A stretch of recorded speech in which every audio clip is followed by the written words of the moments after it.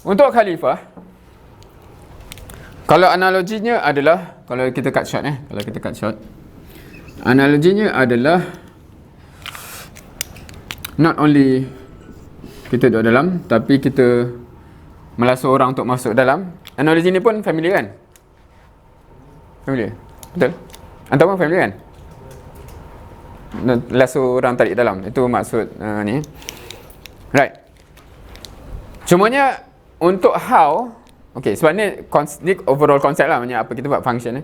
Untuk how yang ni senang lagi, macam okay, belajar fardu ain, belajar fardu kifayah, buat. Belajar halal haram, buat, dan jangan langgar. Yang ni yang susah, macam mana nak tarik orang? Sebab kita ada isu di mana ada manusia yang kita nak tarik tu, kita ajak kan, jom lah masuk. Kenapa? Bagus kot, insyaAllah masuk syurga. Oh, okey, aku masuk. Ada orang yang macam bagus, tapi tak ramai orang lah kat dalam tu. Aku tunggu ramai sikit baru aku masuk kan? Macam tu.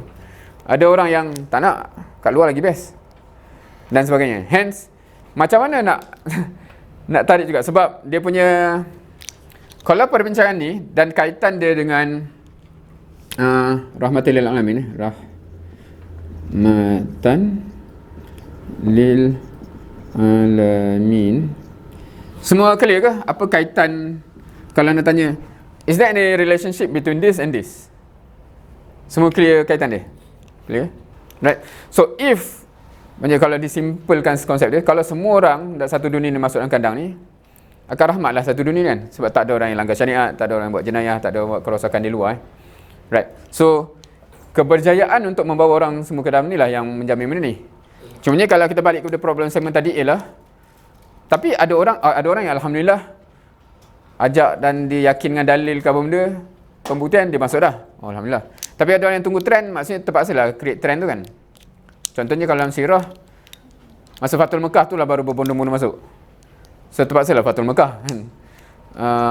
Maknanya versi-versi dakwah yang sebelum tu saja tu tak cukup untuk membuat kawan berbondong-bondong masuk kan. Dia nak kena tengok dulu pembuktian dan sebagainya, pembuktian level tu. Ada orang yang memang sampai kesudah memang nak buat jenayah juga, kena adalah hukum jinayat dan sebagainya. Maknanya that have to be in place supaya orang yang memang degil juga keluar, dia kena dipaksakan, quote-unquote dipaksakan duduk dalam juga. In that concept lah. Maksudnya niat dia memang nak membuat jenayah, tapi dia akan dipaksakan oleh sistem untuk jangan buat jenayah supaya dunia ni kekal sejahtera